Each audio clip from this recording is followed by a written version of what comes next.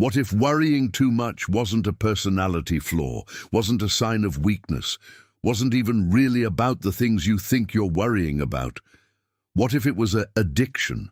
A real, physiological, completely understandable addiction that your brain developed for a specific reason, at a specific moment, that made complete sense at the time and has been running on autopilot ever since, without you ever getting the chance to question whether you still actually need it. Because that's exactly what it is. And the reason that distinction matters, the reason it changes everything to understand this as an addiction rather than a character trait, is that you don't fix an addiction by trying harder to be different. You fix it by understanding what the brain was getting from it, what need it was meeting, what the substance was doing that made the brain decide it was worth coming back to again and again. And once you see that clearly, once you understand what the worrying was actually giving you all this time, the grip of it loosens in a way that no amount of telling yourself to calm down ever could. I'm going to show you exactly what that is right now, because you've spent enough time inside this without understanding what's actually been running it. Here's what's happening in the brain when worrying becomes a pattern. And I need you to stay with this because it sounds counterintuitive at first and then becomes one of the most clarifying things you've ever heard about yourself. Worrying produces dopamine, not in the way pleasure produces dopamine, not a flood, not a rush, nothing that feels good in any obvious sense, but a small, consistent release that the brain registers as reward. And the specific thing that triggers that release is not the worry itself. It's the feeling of doing something, of being active, of not being passive in the face of uncertainty. When something uncertain happens, something unresolved, something that might go wrong, something with an unknown outcome, your brain experiences that uncertainty as mild threat. And mild threat, if you do nothing about it, produces a specific kind of discomfort. A restlessness, a low hum of unease, an itch that has no obvious way to scratch it, and your brain, which is not designed to sit comfortably in unresolved discomfort, looks for something to do with that energy. And worrying is something to do with it. Worrying is action, it's engagement. It's the brain saying, I see the uncertain thing, I'm not ignoring it, I'm working on it, I'm preparing, I'm doing the responsible thing. And that sense of action, even when the action produces nothing, triggers enough of a neurological reward to make the discomfort of the uncertainty slightly more bearable. Not better, just more bearable. And your brain, being very efficient, logs that. It logs that uncertainty arrived, worrying happened, and the edge came off slightly. And the next time uncertainty arrives, which is always because life is constant uncertainty, the brain pulls up the same solution. Worry. It worked before in the sense that it made the discomfort survivable. Do it again. That's the loop. That's the addiction. Not to the worrying itself, but to the relief, however slight, however temporary, however completely illusory, of feeling like you are doing something about the thing that feels threatening. And once that loop is established, it runs faster than your conscious mind can catch it. The uncertainty arrives, and the worrying has already started before you've had a moment to decide whether it's useful. But here's the part that makes it specifically a vicio, a habit with the texture of dependency rather than just a bad mental pattern. The more you worry, the less tolerance you develop for not worrying. The brain, receiving its small dopamine signal from the engagement with the uncertain thing, begins to recalibrate. It begins to expect that signal. And when the signal doesn't come, when you try to leave something unresolved, when you try to sit with uncertainty without engaging it, when you try to just let something be unknown for a while, the absence of the signal feels wrong. It feels like neglect, like irresponsibility, like something bad is going to happen because you aren't monitoring it closely enough. That feeling, that specific discomfort of not worrying about something you normally would, is withdrawal. It's mild, it's not dramatic, it doesn't look like anything from the outside, but it's real, and it's the reason that just deciding to worry less doesn't work. Because the moment you pull back from the worry, the brain sends up a signal that feels like danger, that feels like you're dropping the ball, that feels like the responsible thing is to go back and engage with the uncertain thing one more time. And you go back, every time, not because you're weak, because your brain has been running a very effective feedback loop that was designed to protect you and has no built-in off switch.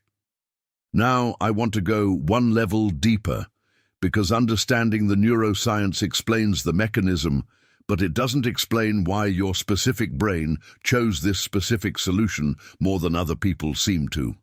The worry addiction doesn't develop equally in everyone.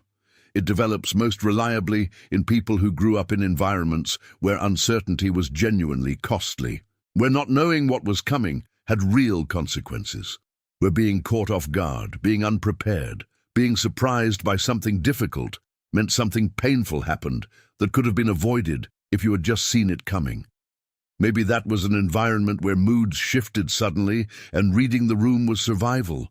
Maybe it was a period of real instability where tomorrow was genuinely unclear. Maybe it was a relationship where love felt conditional and performing well enough was what kept things okay. Maybe it was something quieter than all of that. Just a consistent message from the world or from the people in it that things were fragile, and attention was what held them together. Whatever it was, your brain learned something from it. It learned that the uncomfortable work of anticipating bad things was less painful than being surprised by them. That preparation, even imaginary preparation, even preparation for things that would never happen, was better than the alternative of being unready, that staying slightly ahead of the possible disasters was the smartest use of your mental energy. And that learning was not wrong. In the context where it was formed, it was probably exactly right. It probably helped. It probably protected you in ways that mattered at the time. Your brain was not making an error when it developed this habit. It was being a very fast, very efficient learner in a difficult classroom. The problem is that classrooms end and the learning stays. You left the environment that required the constant preparation, but the brain didn't leave with you. It kept running the same curriculum in a school that no longer exists. And now you're in a different life, with different circumstances, with a genuine capacity to handle difficulty that you didn't fully have when the habit was formed. And the brain is still treating you like you need the same level of protection you needed then. Here is the first real intervention. Right here, because the understanding is important, but it needs to arrive somewhere practical. The intervention is learning to distinguish between useful concern and habitual worry. And the way you make that distinction is with a single specific question, asked in the moment when the worrying starts. Is there an action available to me right now that would actually address this? Not a mental action, a real action. Something you could do today in the physical world that would change the situation you're worried about in a concrete way. If the answer is yes, if there is something real and available and actionable, then the concern is useful, and the thing to do is take the action, not think about the situation more. Thinking about something you could just do is the worry habit, pulling you away from effectiveness into the more comfortable territory of engagement without resolution. If the answer is no, if there is nothing you can do right now, today, that would change the outcome, then what you're doing is not preparation. It's not responsibility. It's the addiction running on a problem it cannot solve, getting its small neurological reward from the engagement and producing nothing except the temporary reduction of the discomfort of uncertainty that it caused in the first place. That question, is there an action available to me right now, is a circuit breaker. Not because it stops the worry immediately, but because it introduces a moment of honest assessment between the trigger and the response. A moment where you can see clearly whether what you're about to engage in is useful or habitual, and seeing clearly is the beginning of choosing differently. There's something about the relationship between worry and control that I want to name directly, because I think it's the most honest thing you can understand about why the habit is so hard to leave. Worrying feels like control. It feels like you are doing something about the uncertain thing rather than just letting it happen to you. It feels like the responsible alternative to passivity, to naivety, to the recklessness of people who just seem to move through life without taking things seriously. And in a world where so many things are genuinely outside your control, the worrying offers something that looks like a substitute for it. You can't determine the outcome, but you can think about the outcome. You can't guarantee that things will go okay, but you can prepare for them not to. You can't hold the future still, but you can rehearse your response to every version of it. But here's the honest thing underneath that. The things you worry about most are almost always the things most outside your control. The situations you've replayed the most are almost always the ones where your influence was never available, and the worry didn't change any of them. Not one. The outcomes arrived the way outcomes arrive, shaped by circumstances and other people and factors that thinking about them in advance had no power to alter. What the worry did was make you feel slightly less passive in the face of that powerlessness. And that feeling was worth something, neurologically, emotionally, in the moment. But the cost of that feeling, paid in hours of lost presence and sleep and energy, and the chronic low-level tension of a mind that never stops scanning, that cost has never been presented to you clearly. It's been distributed too finely, charged in increments too small to object to individually, accumulating into something enormous that you can only see when you step back and look at the total. You have spent an enormous amount of your life inside situations that were not actually happening. That's what worrying about things outside your control means. You have been present at events that never occurred, suffering through outcomes that never materialized, preparing for disasters that never arrived. And while you were there, your actual life, the one with the real moments and the real people and the real possibilities, was moving forward without you fully in it. Now here's the second intervention, and this one goes deeper than the first because it addresses the need the worry was meeting rather than just the habit itself.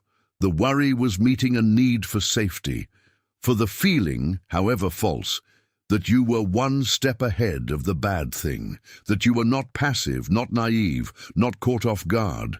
And if you just take the worry away without replacing what it was providing, the brain will find another way to meet the same need, usually a worse one. So the replacement is not emptiness. The replacement is building genuine evidence of your own capacity, real, accumulated, lived evidence that you can handle what comes.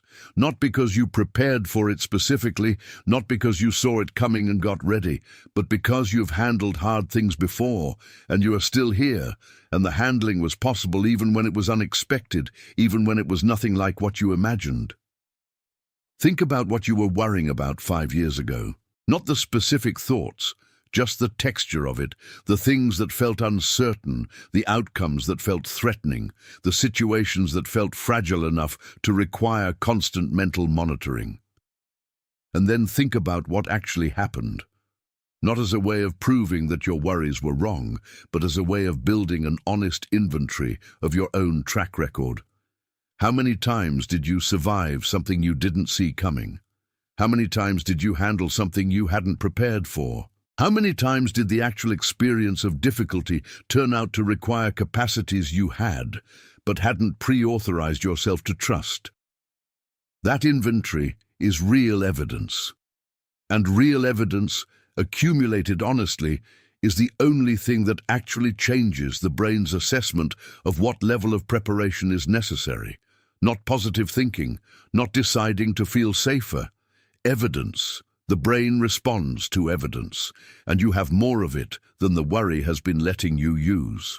The last thing I want to give you is about what happens in the body when the worry habit runs, because I think most people underestimate how physical this is and how physical the solution needs to be. Worry is not just a mental event. Every time the worry cycle activates, your body participates. Cortisol releases. The muscles tighten slightly. The breath shallows. The digestive system slows. The nervous system shifts toward the alert end of its range. And all of that is fine as a short-term response to genuine threat. The body is designed to do it and designed to recover from it. But when the worry habit runs 20, 30, 50 times a day, each activation small, each one brief, none of them dramatic, the body doesn't get the recovery time between cycles that the system requires. The cortisol doesn't fully clear. The muscles don't fully release. The nervous system stays slightly elevated, slightly braced, never quite returning to baseline before the next cycle begins. And the cumulative effect of that is a body that is chronically slightly stressed, slightly tense, slightly exhausted from a fight that is never quite happening and never quite over. And that physical state feeds the mental habit. A body running slightly elevated stress chemistry is a body primed to find threats, to interpret neutral situations as slightly concerning, to weight negative possibilities over positive ones, to feel that things are slightly more fragile than they are, which generates more worry, which generates more cortisol, which generates more of a physical state that generates more worry. The exit from this is also physical. Deliberate, repeated activation of the opposing system, the parasympathetic nervous system, the one responsible for rest and recovery, through slow breath, through physical movement, through time in environments that the brain reads as genuinely safe. Not as a coping strategy deployed in moments of peak anxiety, but as a daily practice that gradually recalibrates the baseline. That slowly shows the body, through consistent physical experience rather than mental effort, that the level of alert it's been running is higher than what this life actually requires. The worry habit lives in the body as much as it lives in the mind, and it can only be fully released when both are addressed. You develop this habit for a reason. That's the subtitle of this, and I want to end there because I think it's the most important reframe available to you. You didn't become someone who worries too much because something is wrong with you. You became someone who worries too much because something happened that made constant vigilance the smartest available response to your circumstances at the time. Your brain was doing its job. It was protecting you with the tools it had, in the environment it was in, with the information it had available. And it did that so effectively that the protection became automatic, and the automatic became invisible, and the invisible became your personality. But it was never your personality. It was a response, a very well-learned, very deeply embedded, neurologically reinforced response to a set of circumstances that are no longer the circumstances you are actually living in. And responses, unlike personalities, can change. Not by willpower, not by deciding to feel differently, but by understanding what the response was doing and giving the brain something more accurate to work with than the old fear. The action question, the evidence inventory, the physical recalibration.